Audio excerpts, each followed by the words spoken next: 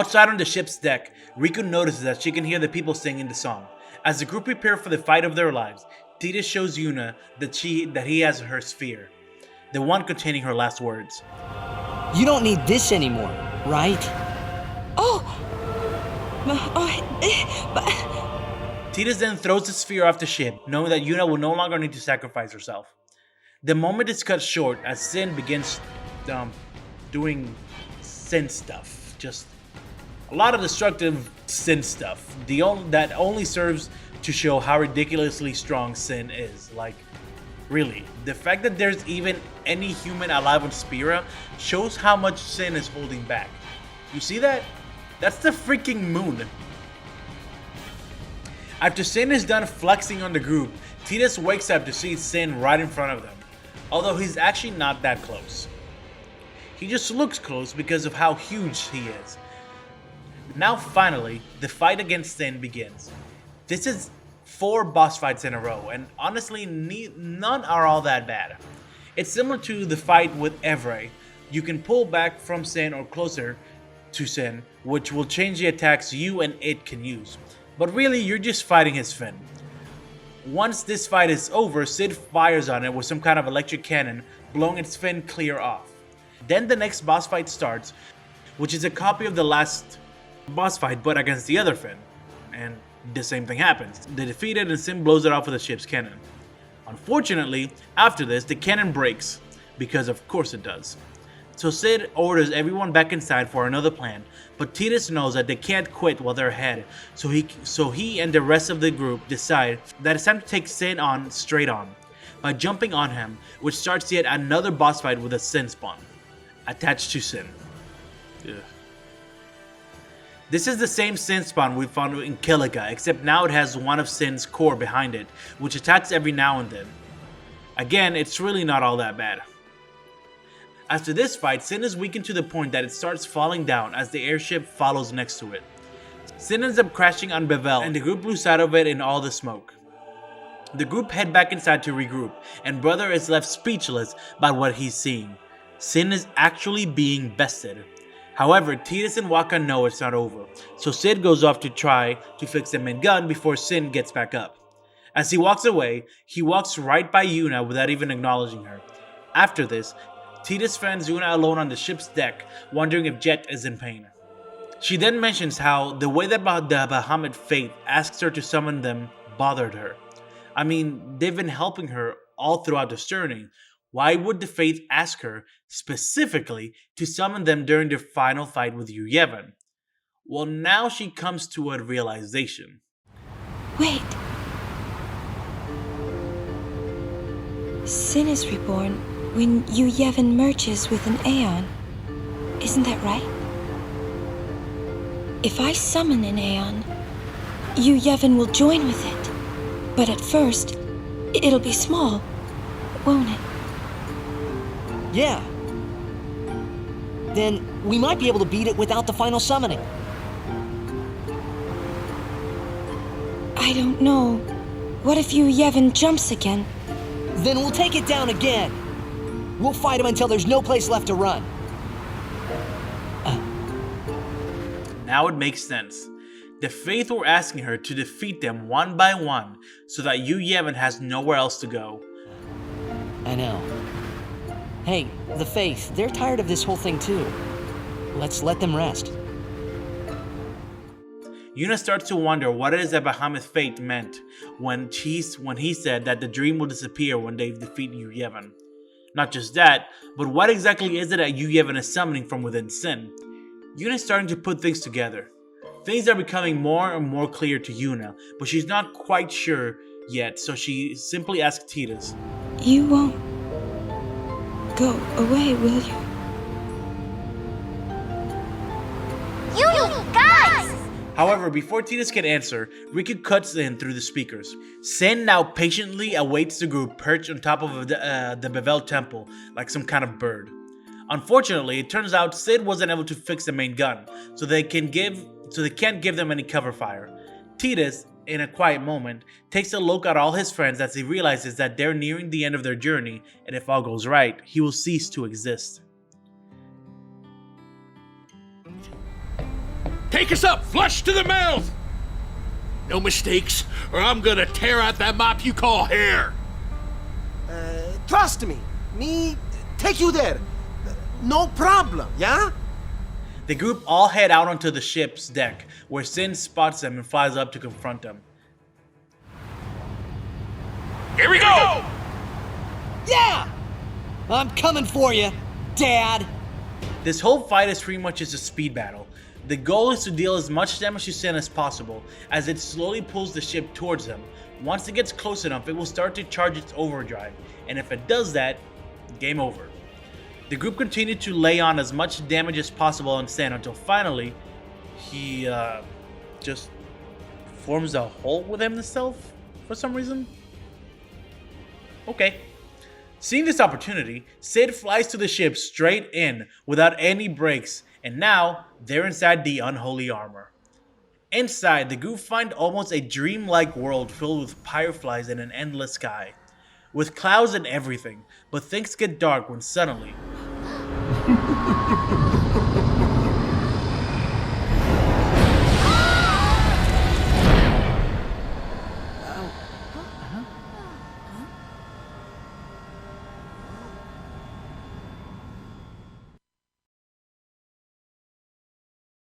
Chapter 37. Intermission.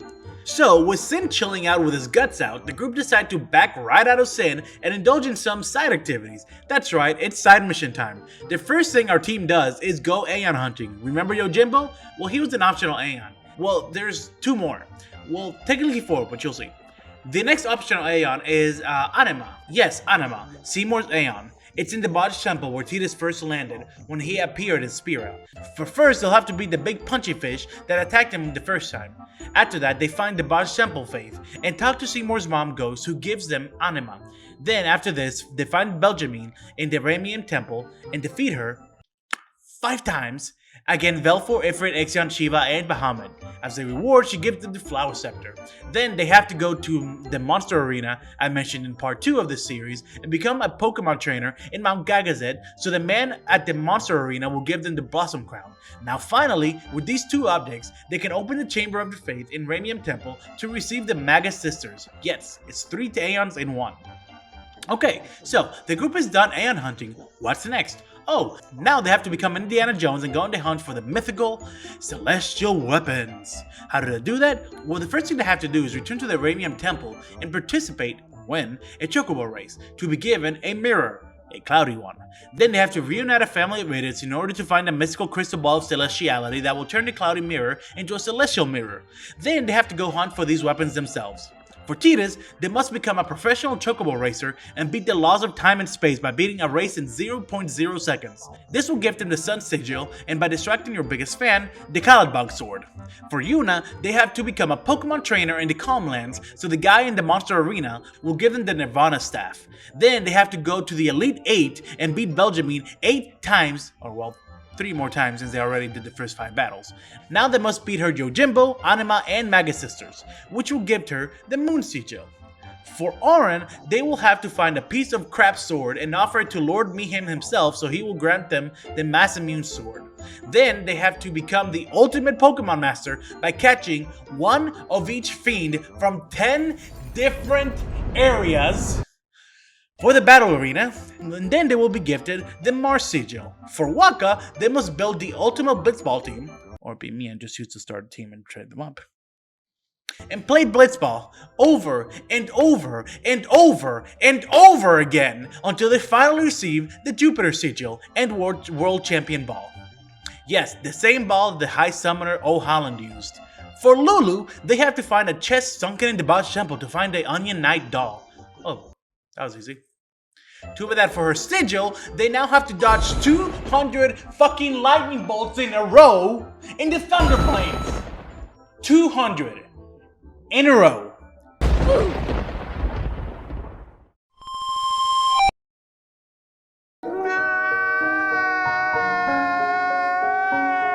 Doing this will earn them the Venus Sigil. For Rico, they will have to find a secret code hidden in the world in Albed and translate it in order to find the coordinates of a certain area in the airship. Or they can just maniacally click everywhere on the map until they find it. There, they will find the God Hand Claw. Not too bad. Now they must break apart a family of cactuses by solving their riddles, like good people, and this will give them the Mercury Sigil. Don't feel bad for the cactus people though, because for Kamari, they have to praise the cactus gods and follow their avatar through to a broken lightning rod, which will earn us the Spirit Lands. Then, they have to become professional butterfly catchers for the Saturn Sigil. Okay, great. They've got all the weapons and sigils. Now they need the crest. They're just scattered around the world, semi-hidden in normal chests, so no reason to go over that. Finally, they return to the Celestial Crystal Ball of Celestiality and offer their sacrifices to them. Finally, they receive the fully upgraded Celestial Weapons. Ow. You may be saying, was any of this really necessary for the story? Well, sort of. During the side mission to get Anima, Seymour's mother tells them that she doesn't blame them for hating him, as it was her fault that Seymour is where he is now. She gave him a taste of power, her Aeon, but then he wanted more, and as Tita says, And he found sin.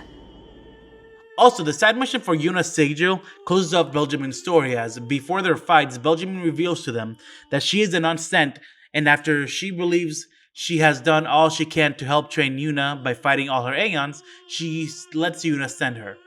This is how you get her sigil. As for the rest of the celestial weapons, well, how you gonna finish Final Fantasy X without getting the celestial weapons, bro? That's just lame. Do you want to be stuck at some lame ass 9,999 damage? I don't think so. Anyways, let's get back on track with the story.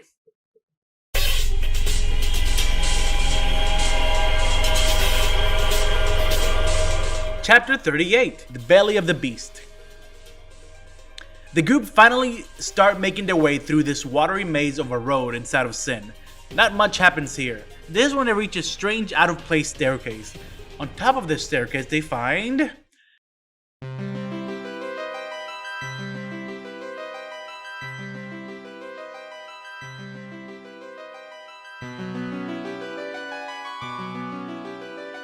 How many times do we have to teach you this lesson, old man? I love the young people. none other than Seymour. Don't you ever give up? Seymour says that Sin chose him and that he is one with him, what he has been waiting for this whole time. But Tidus brings him to reality. Sin just absorbed you.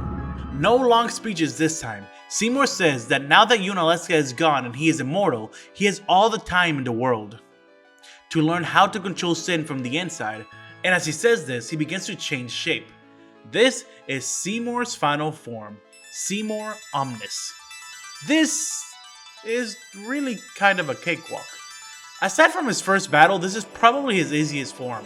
The symbols behind him give away which element he will use, so you can easily just guard against it. And other than that, there isn't really much to say here, except if you use Anima in this fight, you get this dialogue.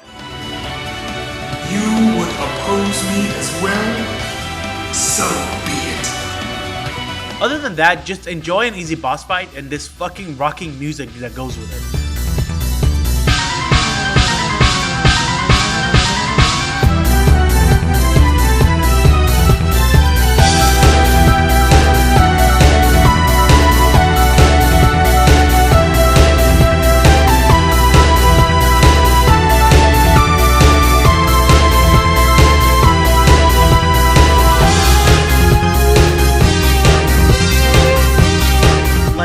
It's so jarring how much it doesn't fit the rest of the game. It almost reminds me of like an old Galaga arcade game.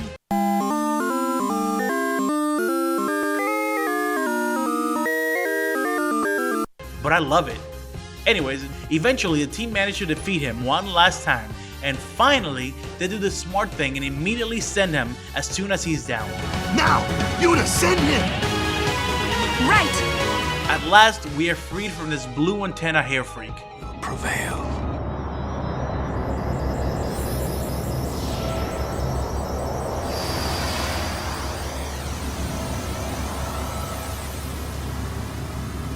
Sin will be right behind you.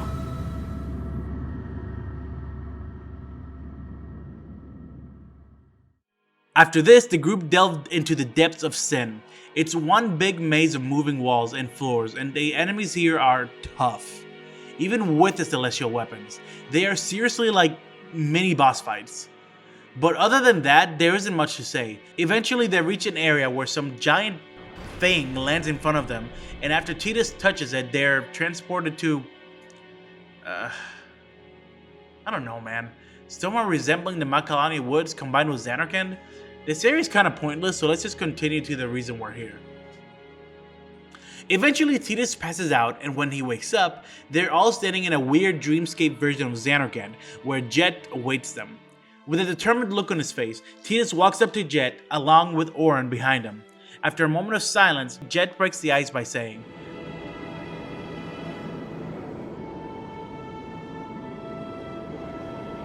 You're late, Oren. I know. Jecht then turns around and greets his kid. Trying to have a casual conversation, he tells him that despite getting taller, he's still all bones. You eating right, boy?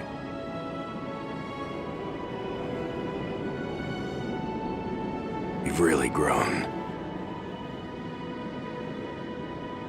Yeah, but you're still bigger. Well, I am Sin, you know. That's not funny. Not knowing what else to say to his kid, Jecht awkwardly struggles to get to the chase until he finally tells them that it's time to end this. The group have to fight and defeat Jecht in order to get Yu Yevon out of him. But before they begin, Titus brings himself to tell his dad something. Dad, Yeah. I hate you.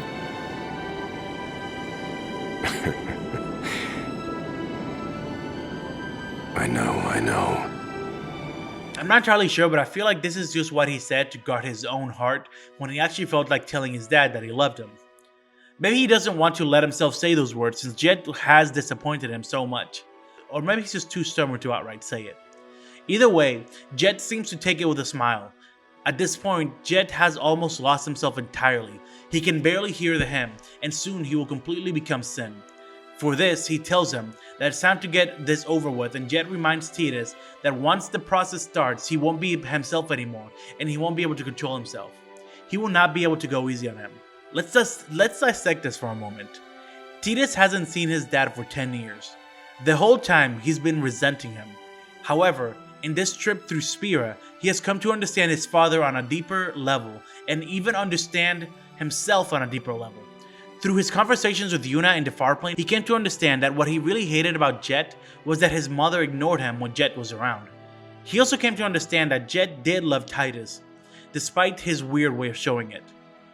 Now after 10 years, with a better understanding of his father, Titus meets his dad again, and now he has to kill him. He's trying to stay strong, but hearing his dad talk, knowing what he has to do, proves too difficult for Titus, and so he suddenly cuts off the conversation by saying, I'm sorry. That's enough! Let's finish this, okay? With this, Jecht agrees with Titus and begins walking away. Then he starts the process of turning into Braska's final Aeon. As he does so, he begins walking back onto the ledge of the platform they're on. And as he gets close to the edge, Titus chases after him, trying to catch him.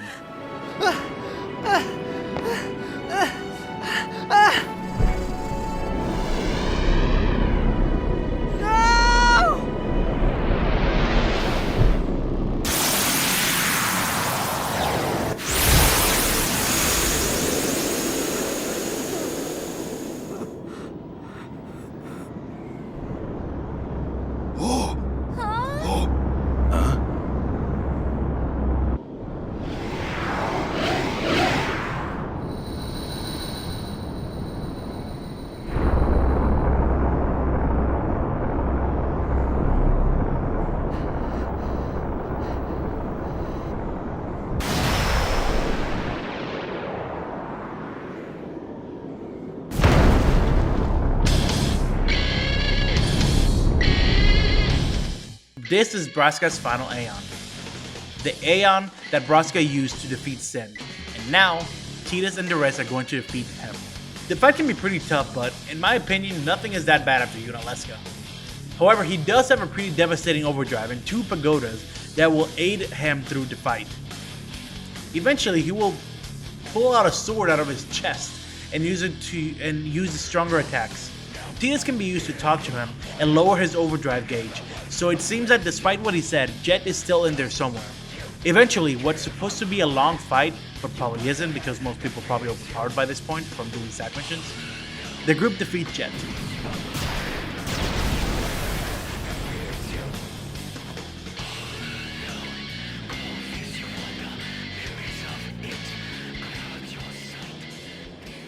As the former Aeon of High Summer Nebraska limps over and falls, a ball of energy can be seen coming out of it. Inside of this is Yu Yevon. With a loud explosion and a flash of light, the Aeon turns back into Jecht. Tidus runs towards his dad and holds him as he takes his last breaths. Jecht teases Tidus, telling him that he will cry like he always does, and Tidus, as always, just says, I hate you, Dad. After Tidus tells him that for the first time in his life, he's glad to be Jecht's son. Yuna tries to send him, but Jecht tells her that there's no time as Yu Yevon is drawing closer. Then Jecht, trying to keep Yuna focused on the objective, gets up and tells Yuna, Yuna, you know what to do. The Aeons! We Aeons. Call them! Call us. With those last words, Jecht falls over and disappears into fireflies. Yu Yevon surrounds the group and then eventually approaches them, slamming into the giant sword left behind by Jecht's final form and causing a bright explosion. When we see our group again, they are now in some even more otherworldly environment. Now somehow standing on a giant version of Jecht's sword. Or maybe they're tiny? Now? I don't know. Fucking JRPGs and their weird final boss environments. Either way, Yevon surrounds the group and Yuna prepares to sacrifice every Aeon she has earned. Valefor, Ifrit, Ixion, Shiva, Bahamut, Yojimbo, Anima, and finally the Magus Sisters. Every time an Aeon goes down by their own hands, Yuna looks more and more pained, but she keeps going, determined as always. In the end, Yu Yevon is left with no host to possess, and he is forced to confront the group in his real form, or the husk that is left of him, this weird purple scarab looking thing. As the group prepare for not only their final fight, but to permanently end Spear's suffering at the hands of Sin, Tidus says his goodbyes to his friends, telling them that this will be the last time they fight together, much to their confusion. Tidus very vaguely explains that once they defeat Yu Yevon, he will disappear, but he doesn't go into detail, so they're just as confused. Except for Yuna, who seems to have finally put the pieces together and understands what's happening. But with Yu Yevon right in front of them, there's no time to complain or to regret. Tidus simply walks forward and prepares to fight with the rest of his friends. I'm saying goodbye. Not now. I know it's selfish, but this is my story. This boss fight is dumb. This is what some people refer to as a story boss fight because it's not meant for a final challenge. That was Braska's final Aeon. Yu Yevon, he's just here because the story dictates that they must fight Yu Yevon. But this fight is literally impossible to lose. All of your party has auto life, which means if they die, they'll automatically return to life. All there is to say here is that after 1,000 years, Yu Yevon finally gets a direct smackdown after hiding behind the unholy armor that is Sin, and eventually...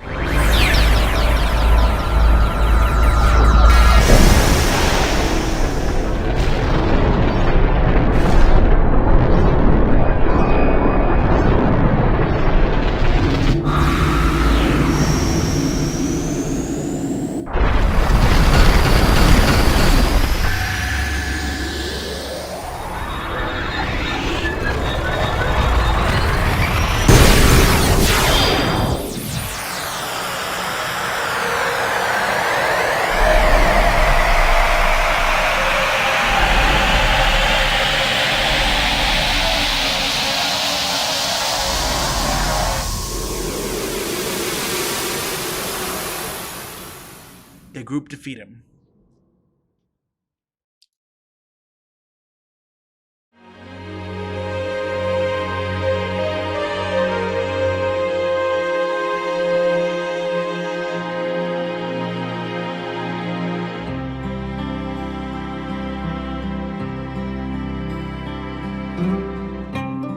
Chapter 39.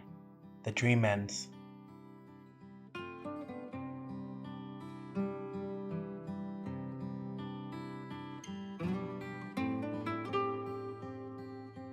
From the ground, as far as Besaid, Sin's defeat is visible.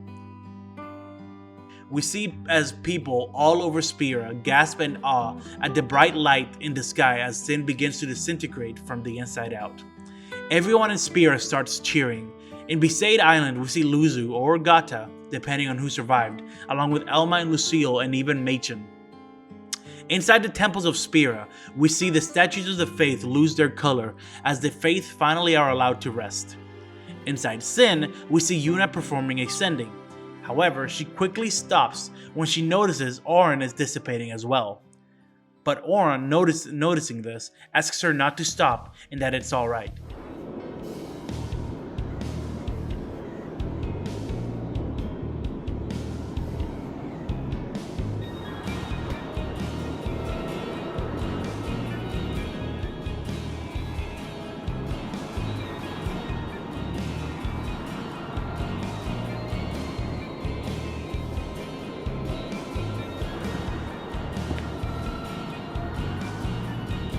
It's been long enough. Now that he has fulfilled his purpose, Auron is ready to accept his death and move on to the far plane. So respecting his decision, Yuna continues the sending process. This is your world now.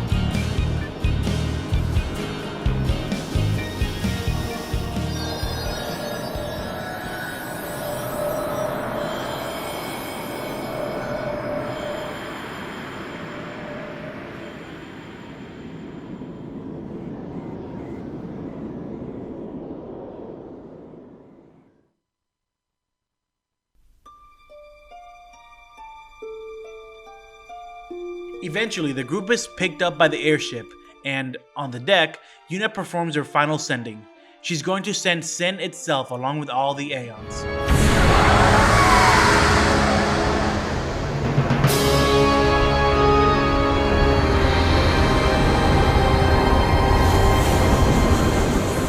Sin explodes into trillions of fireflies. As it continues to dissipate, we see the Aeons around it dissipating as well. As the last bit of Sin disappears, we see the Faith of Mount Gagazet, the ones dreaming of Dream Xanarkand, begin to fade away, and within one of their dreams, we see Tidus' face. Back in the airship, as Waka observes in awe, Tidus notices that he has begun to vanish, as the dream of the Faith is ending. Yuna quickly realizes this and stops in front of him, refusing to let him go, but it seems Tidus has come to terms with his fate. Yuna, I have to go.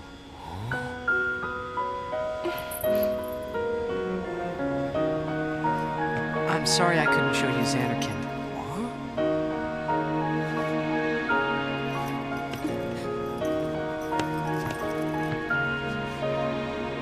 Goodbye. Hey! Tidus, not wanting to face his emotions, tries to get by with a quick goodbye. The rest of his friends around him still confused as to what's happening, but Yuna can't accept this. Yuna!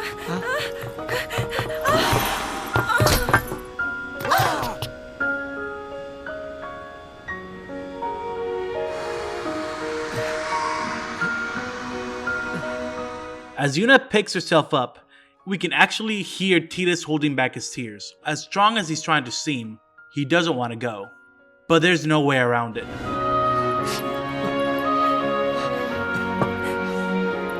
So Yuna finally stops walking around the words and tells them, I love you.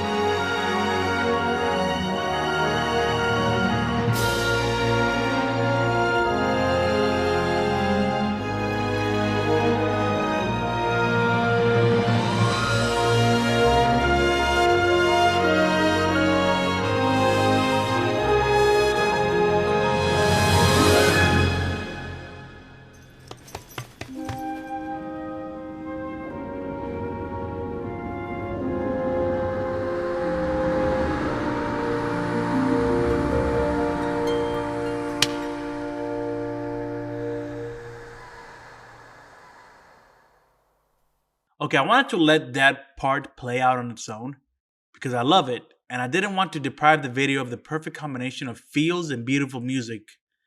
But I just want to point out an observation I made. When Tidus hugged Yuna, he was going through her. His arms, his face. That's because his physical form was fading. So if you thought this goodbye was sad, just understand that Yuna probably didn't even feel his final hug. Okay, onto the epilogue. The game ends on a scene where Yuna prepares to give a speech to all of Spira after bringing not just the calm, but what will soon come to be known as the eternal calm. Yuna is outside of the Lucas Stadium, seemingly still hoping to find Tidus somewhere in the sea as she whistles the way he taught her to. Eventually, Lulu approaches her and tells her that it's time for her speech. Everyone has lost something precious. Everyone here has lost homes, dreams, and friends. Everybody? Now, Sin is finally dead.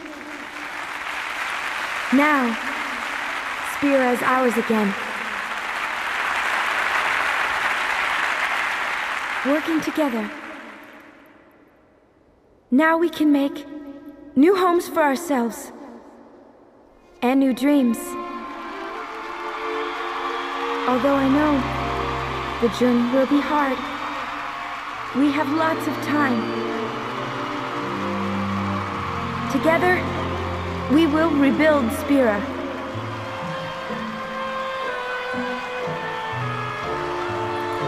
The road is ahead of us, so let's start out today.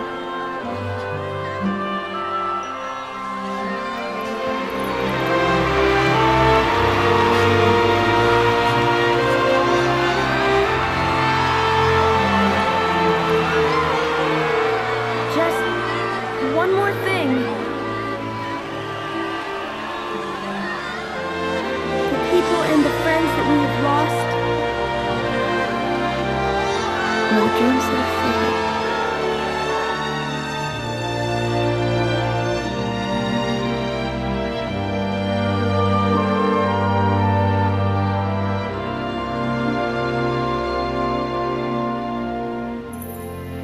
Never forget them. And that is the end of Final Fantasy X. Thank you all for watching me, for following this series. Much like my other lore series, I had a lot of fun making this. I love talking and discussing theories and thoughts on games with you guys, and on the comments and on the server, the Discord server that you should all join if you haven't already. But this is not the end of Spira. We still have to go with Final Fantasy X too. And while I'm not particularly excited about this endeavor, I can't just leave the story half finished. So I will be back with more Final Fantasy X eventually. I'm writing this on June 5th, 2021, and I'm not sure when this final video will come out, so I don't know what my situation with my video making will be. However, I will just say, and I'm going off script here, I wrote this in June 5th, and I'm now finishing this recording on September 8th. Before I even came out with part 5 of the series, I decided to heavily slow down on my production in order to focus on some other hobbies. Which is why, if anybody's even checked it, my Patreon page is actually closed because I felt guilty about making so little content while having a Patreon page open. But having a full-time job, making videos on a constant basis was just taking up all of my free time. I don't know if that will still be the case when the video comes out. I don't know what my situation will be, whether or not this is still the case. I don't even know when this video is going to come out. Just know that I won't stop making videos. I really enjoy this, but I'm just going to make videos whenever I have time. But anyways, I hope you guys stick around for that, because like I said, I won't stop making videos. Remember, I'm always active on Discord if you want to hit me up, chat, maybe live stream some games together. My Discord server, link below, is the place to do all of that. Or just comment on one of my videos. Since I don't get that many comments, I'll probably see it and I'll probably reply. Anyways, guys, thank you once again for getting to the end of this video, and I will see you guys next time. Peace.